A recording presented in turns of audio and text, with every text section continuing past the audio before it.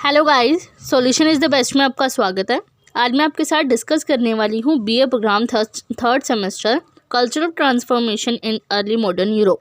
इससे पहले मैंने फर्स्ट चैप्टर और सेकंड चैप्टर का फर्स्ट पार्ट मैंने आपको बताया था पुनर्जागरण के बारे में। फर्स्ट चैप्टर की वीडियो भी मैंने बता दी है और सेकंड चैप्टर भी मैंने कवर करवा दिया है। इसमें सेकंड क्वेश्चन आने वाला है जो मैं आपको बताने वाली हूँ। मैंने आपको बताया था लास्ट वीडियो में कि जो रेनेसेंस है, रेनेसेंस का मतलब क्या होता है? पुनर्जागरण। पुनर्जागरण की पूरी डेफिनेशन मैंने आपको बताई थी लास्ट वीडियो में। अगर आपने वो वीडियो नहीं देखी है तो उसका लिंक मैं आपको डिस्क्रिप्शन में दे दूँगी, आप वहाँ जाके पूरी प्लेलिस्ट देख सकते हैं। और दूसरी चीज़, अब हमें पढ़ना है जो रेनेसेंस था। रेनेसेंस मतलब पुनर्जागरण। पुनर्जागरण जो रहा था वो किस किस क्षेत्रों में इसने महत्वपूर्ण भूमिका निभाई और उपलब्धियां हासिल करी थी। अब क्या हुआ था कि मध्य युग से लेकर आधुनिक युग में जो ट्रांसफॉर्म हुआ था, पुनर्जागरण काल जो आया था वो इसी बीच आया था, इसी के मध्य आया था। तो उसमें विज्ञान के क्षेत्र में भी तरक्की हुई थी, साहित्य के क्षेत्र में भी तरक्की हुई थी और साथ ही साथ कला के क्षेत्र में भी तरक्की हुई थी। तो इसीलिए हमें जानना है कहाँ कहाँ उपलब्धियाँ हासिल करी थी। तो चलिए वीडियो को स्टार्ट करते हैं। इससे पहले अगर मेरे चैनल पर नए हैं तो मेरे चैनल को सब्सक्राइब कर दीजिए, ताकि इससे रिलेटेड और अदर सब्जेक्ट से रिलेटेड जो इंपॉर्टेंट क्वेश्चन है, इंपॉर्टेंट टॉपिक्स हैं, मैं आपको कवर करवा सकूँ। तो चलिए वीडियो को स्टार्ट करते हैं। सबसे पहले हमें जानते हैं कि विज्ञान के क्षेत्र में क्या उपलब्धियाँ हासिल की है। इसकी लिंक जो है मैं डिस्क्रिप्शन में डाल दूंगी और साथ ही साथ जो इंपॉर्टेंट क्वेश्चंस जो एग्जाम्स में पूछे जाते हैं उसके भी क्वेश्चन मैं आपको डिस्क्रिप्शन में डाल दूंगी। वहाँ जाके आप एज इट इज़ क्वेश्चन देख सकते हैं कि क्वेश्चन कैसा आ सकता है एग्जाम्स में। तो हम जानते हैं सबसे पहले विज्ञान के क्षेत्र में पुनर्जागरण कि मध्यकालीन यूरोप के जीवन पर धर्म और चर्च का बहुत ज़्यादा प्रभाव रहा था उस टाइम पे, और मानव जीवन का मुख्य ध्येय परलोक को सुधारना था। परलोक को सुधारना सबसे ज़्यादा इम्पोर्टेंट रहा था उस टाइम पे। मध्य युग में ये मानते थे, सबसे ज़्यादा धर्म को फॉलो करते थे, चर्च का बहुत ज़्यादा वहाँ पे उस टाइम पे प्रभाव रहा था। और इस दृष्टिकोण को अपनाकर चलने वाले लोगों की संसार की खोजबीन में अधिक रुचि नहीं थी। मतलब कि इस दृष्टिकोण को अपनाकर, मतलब कि इसका मतलब ये है कि नई नई मेंटालिटी इनके अंदर बाद में आई थी प्रारंभिक आधुनिक यूरोप के टाइम पे। मध्य युग में ऐसा कुछ भी नहीं था कि इस दुनिया की खोजबीन कर सके और ज़्यादा इसमें इंटरेस्ट ले सके। वह लोग जो थे वो पीढ़ियों से चले आ रहे ज्ञान विज्ञान को ही प्रमाणिक मानते थे कि पीढ़ियों से जो भी चीज़ें हमें समझ में आ रही है, जो हमारा कल्चर रहा है, जो भी टेक्नोलॉजी आई थी उस टाइम पे मध्य युग में, जो चीज़ें थी, तो उन्हीं पे ही इन्होंने रुचि रखी थी और उन्हें ही प्रमाणिक मानते थे, मतलब इम्पोर्टेंट मानते थे उसे, उसी चीज़ों को ही, ज्ञान विज्ञान को ही इम्पोर्टेंस दिया करते थे। अब समय के साथ साथ परंपरागत ज्ञान में अंधविश्वासों तथा जादू टोने का इतना अधिक मिश्रण हो गया था कि वास्तविक सत्य को पहचानना भी दुष्कर हो गया था। जब मध्य युग था उस टाइम पे जादू टोने का बहुत ज़्यादा चला था, क्योंकि वो धर्म में सबसे ज़्यादा ये देखा जाता है कि अंधविश्वासों पे बहुत ज़्यादा फोकस रहता है लोगों का, और जादू टोने पर भी बहुत ज़्यादा देखने को मिलते थे उस टाइम पे मध्य युग में कि रियलिटी क्या है, वास्तविक सत्य क्या है, ट्रुथ क्या है, उसको पहचानना बहुत ज़्यादा मुश्किल होता था। अब इस प्रकार की स्थिति के लिए बहुत कुछ अंशों में चर्च तथा धर्माधिकारी उत्तरदायी थे। कहीं कुछ हद तक हम देखें तो चर्च इसमें सबसे ज़्यादा और धर्माधिकारी उत्तरदायी थे। उत्तरदायी का मतलब होता है कि रिस्पॉन्सिबल, क्योंकि धर्म की आड़ में जो है चर्च का प्रभाव बहुत ज़्यादा रहा था। और धर्माधिकारी इट मीन्स कि जो धर्म को फॉलो करने वाले इनके ठेकेदार होते हैं, तो उनके वो भी उत्तरदायी इसमें कहीं ना कहीं थे। अब धर्माधिकारी जो थे वो स्वतंत्र चिंतन के विरोधी थे तथा विज्ञान को एक प्रकार की नास्तिकता समझते थे कि जो विज्ञान है, साइंस है, वो एक प्रकार की नास्तिकता है, वो लोग ये समझते थे। लेकिन पुनर्जागरण काल जब आया था, इस भावना ने किसी भी सिद्धांत को स्वीकार करने के पहले उसके विषय में निरीक्षण, अन्वेषण, जांच तथा परीक्षण करने पर जोर दिया था। अब पूरी तरीके से इसमें छानबीन की गई थी। कोई भी सिद्धांत को फॉलो करने से पहले, कोई भी कल्चर को फॉलो करने से पहले, किसी भी रिलीजियन को फॉलो करने से पहले इसमें निरीक्षण, अन्वेषण किया गया था, जांच पड़ताल की गई थी, परीक्षण किया गया था, टेस्ट वगैरह किए गए थे, जिस पर बहुत ज़्यादा जोर दिया गया था। अब जो है साइंस की फील्ड में अगर हम देखें तो इटली के प्रसिद्ध वैज्ञानिक गैलीलियो है ये इटली के प्रसिद्ध वैज्ञानिक, जिन्होंने एक दूरदर्शी बनाया था। दूरदर्शी का मतलब क्या होता है कि दूरबीन जिसे बोलते हैं हम, दूर की चीज़ें पास हमें नज़र आती हैं। अब जिसकी सहायता से 50 मील दूर के जहाज़ों को भी स्पष्टता के साथ देखा जा सकता था। अब ये उपलब्धि हुई। अब इटली में पुनर्जागरण काल जब शुरू हुआ था तो सबसे पहले वैज्ञानिक गैलीलियो ने ही जो है 1564 से लेकर 1642 का काल रहा था ये, जो इस बीच इन्होंने दूरबीन बनाया था। और इसके बाद जो है जहाज़ों को स्पष्टता से देखा जा सकता था, और इस दूरदर्शी यंत्र से ज्योतिष शास्त्र के अध्ययन में भी बहुत ज़्यादा सहायता मिली थी। ज्योतिष शास्त्र के जो अध्ययन था उसमें बहुत ज़्यादा सहायता इससे भी मिली थी। अब गैलीलियो जो थे वो अपने युग का अत्यधिक लोकप्रिय वक्ता और लेखक भी था। अब लोकप्रिय वक्ता भी और लेखक भी ये था गैलीलियो, और उसने कोपरनिकस के सिद्धांत को सही बताया था। गैलीलियो ने ये सिद्धांत सिद्ध किया था कि गिरते हुए पिंडों की गति उसके भार पर नहीं अपितु दूरी पर निर्भर करती है। अब कोई भी चीज़ गिरती है ऊपर से, तो इसने ये सिद्ध किया था कि उसकी पिंडों की गति का मतलब क्या होता है, जो वो गिरती है ना, तो उसकी गति उसके भार पर डिपेंड नहीं करता कि कितना भार है उसका, बल्कि उसकी दूरी पर डिपेंड करता है। दूर से कोई चीज़ अगर गिरे, ऊपर से बहुत ज़्यादा ऊंचाई से गिरे, तो उस पर प्रेशर बहुत ज़्यादा पड़ता है अपोजिट साइड पर। तो इसीलिए ही इन्होंने ये सिद्ध किया था, अर्थात भारी और हल्की चीज़ें एक ही गति से धरती पर गिरती हैं, और इससे अरस्तू का सिद्धांत गलत प्रमाणित हो गया था। गैलीलियो ने पेंडुलम के जिन नियमों की खोज की थी, उनके आधार पर आगे चलकर दीवार घड़ियों का बनाना भी संभव हो गया था। अब जो है अरस्तू का जो सिद्धांत रहा था, आप लोग जानते होंगे, अरस्तू वगैरह का जो सिद्धांत रहा था उसको गलत प्रमाणित किया था इसने गैलीलियो ने, और पेंडुलम के जिन नियमों की खोज की थी उनके आधार पर उन्होंने दीवार घड़ी का बनाना भी संभव इससे हो गया था। वहीं हम बात करें कि जो वैज्ञानिक रहे थे उनके सिद्धांतों और नियमों पर काम करते हुए बाद के विज्ञानियों ने भी प्रकृति को समझने की दिशा में बहुत ज़्यादा महत्वपूर्ण काम किया था। अब ये काम 17वीं और 18वीं सदियों में भी जारी रहा था, और इस काल के वैज्ञानिकों में देखें हम तो सर आइजैक न्यूटन के बारे में काफ़ी लोग जानते होंगे, साइंस में भी आप लोगों ने पढ़ा होगा न्यूटन के बारे में। का स्थान सबसे ज़्यादा ऊंचा है।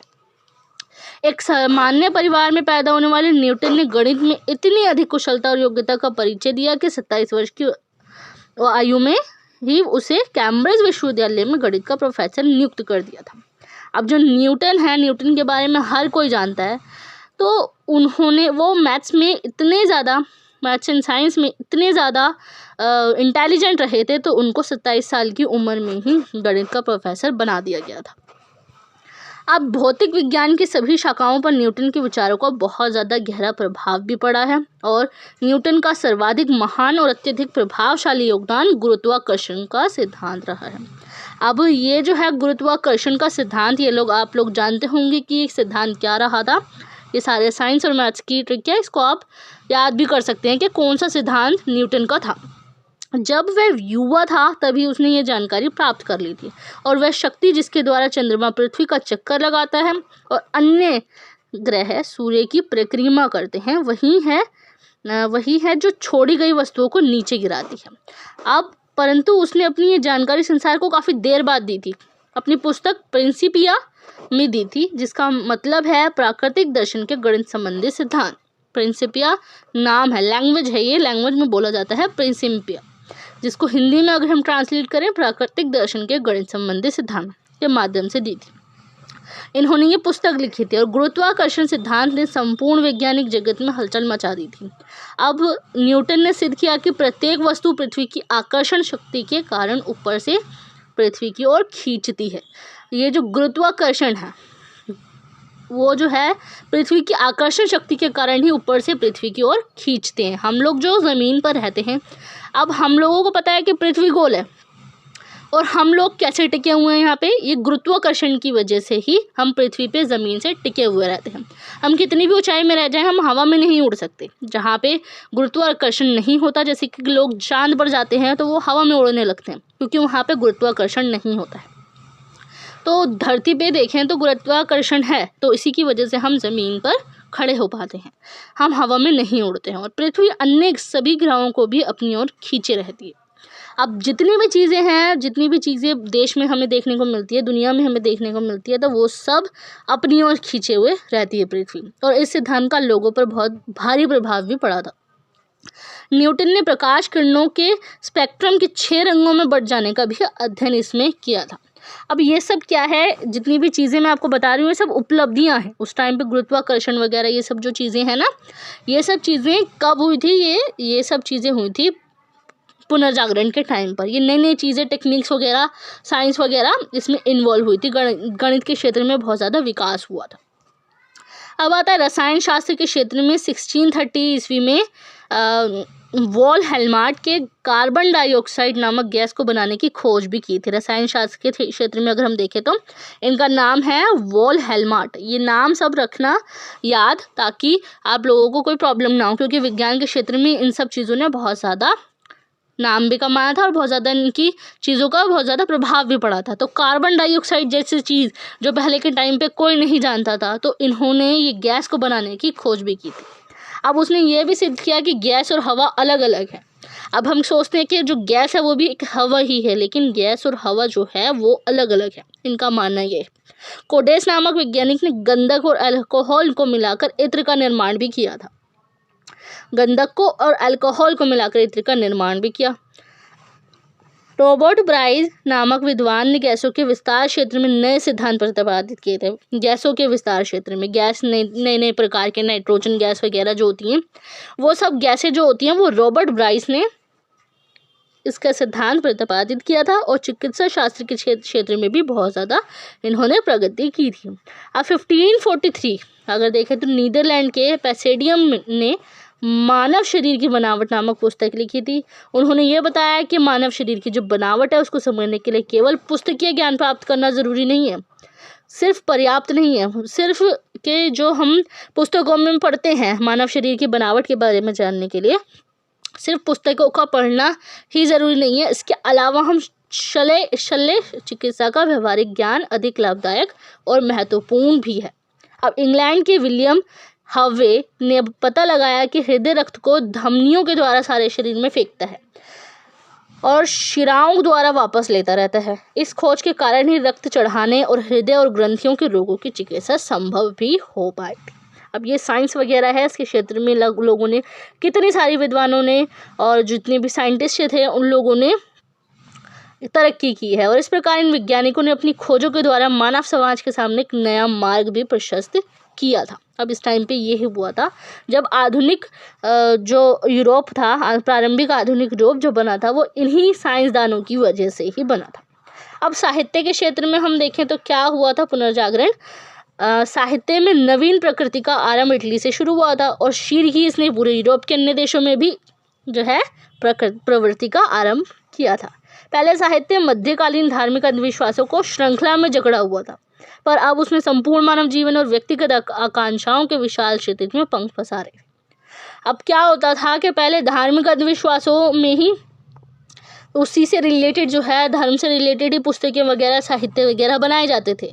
लेकिन अब जो होने लगा है प्रारंभिक आधुनिक यूरोप में, सबसे पहले उसके बाद क्या हुआ, मानव जीवन पर बहुत ज़्यादा फोकस होने लगा था, बहुत ज़्यादा ध्यान देने लगा था, मानवतावादी को बहुत ज़्यादा बढ़ावा मिलने लगा था और व्यक्तिगत आकांक्षाओं पर ज़्यादा फोकस इनका रहने लगा था। अब यूनानी और लैटिन भाषाओं के प्राचीन साहित्य के साथ ही प्राचीन भाषाओं का भी इसमें वैज्ञानिक अध्ययन किया गया अर्थात प्राचीन भाषाएं जो थी उसको इन्वॉल्व किया गया, साथ ही साथ साहित्य में इसमें जोड़ा गया और नई नई चीज़ों को जानने लगे थे लोग। अब आता है बौद्धिक पुनर्जागृति। इटली से तो आरंभ हुई थी और 13वीं शताब्दी में महाकवि दाते ने इटली के बोलचाल की भाषा में विचार प्रकट करना और लिखना शुरू किया था। महाकवि थे ये 13वीं शताब्दी में, महाकवि दाते ने ये बोलचाल की भाषा में विचार प्रकट किया और लिखना भी शुरू किया था इन्होंने। और वह वास्तव में पुनर्जागरण का अग्रदूत माना जाता है। मतलब कि पेट्रार्क और बोकेकियो ने नवीन विचारों को प्रोत्साहित किया था और पेट्रार्क जो थे वो प्रथम विद्वान था जिसने मध्य युग को परित्याग करके अपने समकालीन लोगों को यूनानी और रोमन साहित्य की ओर आकर्षित किया था।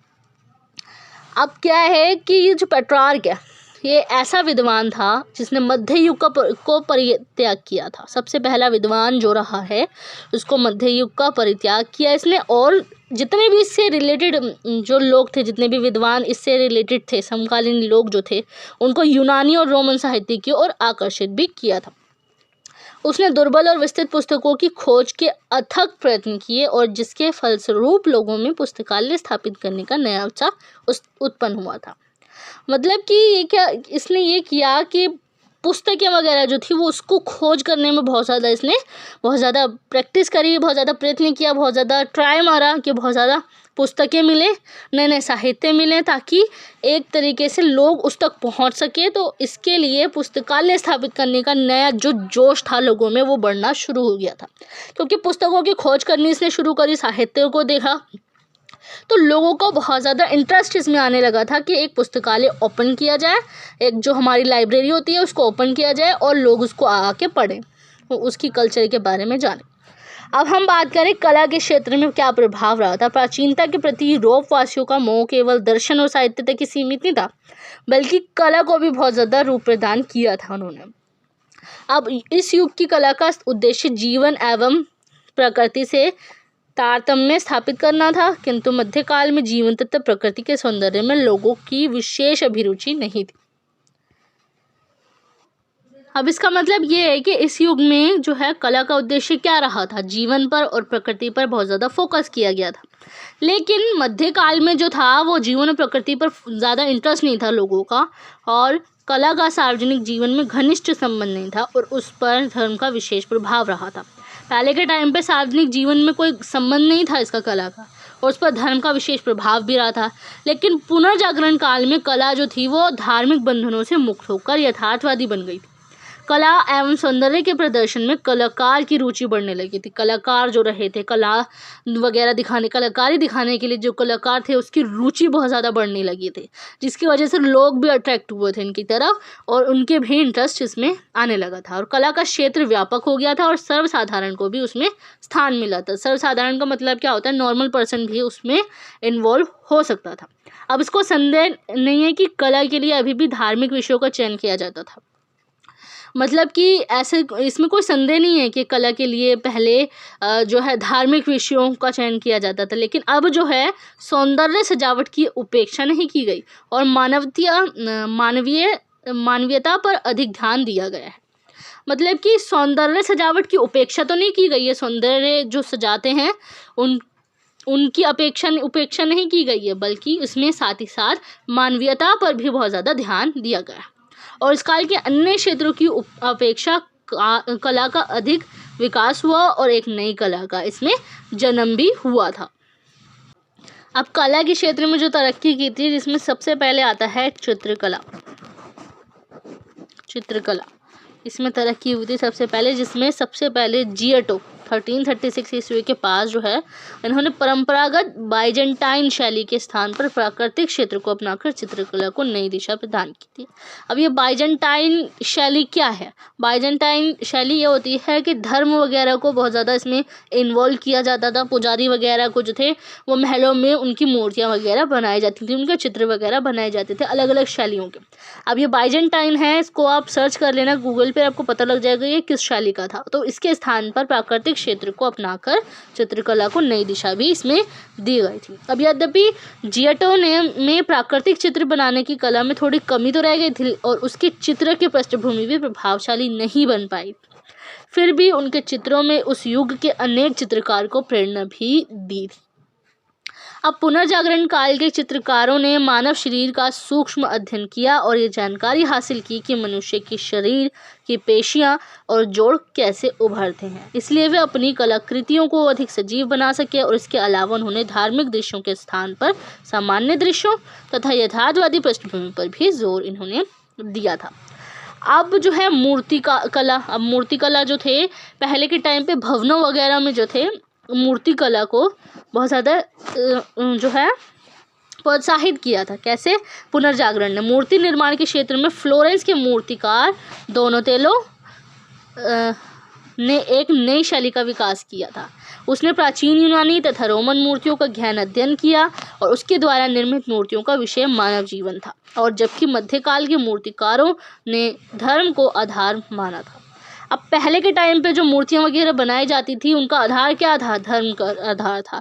जो पुजारी वगैरह होते थे उनकी मूर्तियाँ वगैरह बनाई जाती थी। पंडित पुजारी वगैरह जो चर्च में रहते थे, जो अधिकारी वगैरह होते थे, जो धर्म को बहुत ज़्यादा प्रभावशाली बनाने के लिए वो धर्म वगैरह में जो इन्वॉल्व होते थे, तो धार्मिक कार्यक्रम करने वाले लोग जो होते थे धर्म को उन्होंने आधार बनाया और मूर्तियाँ वगैरह उन लोगों की बनाई जाती थी।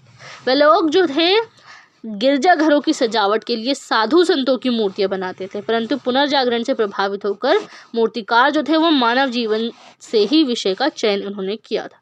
अब खेलते हुए बच्चों की अथवा सामान्य मनुष्य के चेहरों की भी मूर्तियाँ बनाई भी जाने लगी थी। अब वास्तुशिल्प के क्षेत्र में पुनर्जागरण ने वास्तुविद जो है, आर्किटेक्ट जिसे बोलते हैं, के रूप में एक नए कलावंत को जन्म दिया था। उसका काम था भवनों का डिज़ाइन तैयार करना। वास्तविक निर्माण कार्य अन्य कारीगर लोग करते थे, बाकी का जो निर्माण कार्य था वो अन्य लोग करते थे, लेकिन डिज़ाइन, भवनों का डिज़ाइन करने का काम किसका होता था? वास्तुविद का। कलावंत को जन्म दिया था, नए कलावन को जन्म दिया था, और इससे लोगों को अपने मनपसंद आवाज़ बनाने की सुविधा भी मिल पाई थी। अब इंटीरियर डिज़ाइनिंग जिसे बोलते हैं, इंटीरियर डिज़ाइनिंग जो घरों के अंदर नए नए डिज़ाइंस वगैरह देखने को मिलते हैं, घर किस टाइप का बनाना है, तो वो सब उससे क्या होता है कि लोगों को अपने मनपसंद आवाज़ बनाने की सुविधा भी इससे मिल गई थी। और उस युग के भवनों में यूनानी स्तंभ वगैरह और अलंकार युक्त शिलापट्टों, रोमन मेहराबों और गुंबदों का अधिक प्रयोग किया जाता था, क्योंकि आगे चलकर देखने को मिलता था हमें, जैसे कि हम बहुत ज़्यादा देखें तो गुम्बद वगैरह देखने को बहुत ज़्यादा मिलता है। जैसे 7 गुम्बद हो गया हैदराबाद में, और ताजमहल में भी गुम्बद जैसा मेहराब वगैरह बनाए जाते हैं। तो एक तरीके से क्या था कि पुराने टाइम से बहुत ज़्यादा ये चलता आ रहा था। जो प्रारंभिक आधुनिक यूरोप हुआ था, स्टार्टिंग हुई थी इसकी, तो नई नई चीज़ें, नई नई टेक्नोलॉजी का इसमें आना शुरू हो गया था। तो ये पूरा क्वेश्चन मैंने आपको कवर करवा दिया, किस किस क्षेत्र में इन्होंने उपलब्धियां हासिल की थी वैज्ञानिकों ने, और साथ ही साथ जो कला के क्षेत्र में लोगों ने अपना तरक्की की थी। अब मैं इसको इम्पोर्टेंट क्वेश्चन जो आने वाला है मैं आपको डिस्क्रिप्शन में आपको लिख के दे दूँगी। And thanks for watching my video.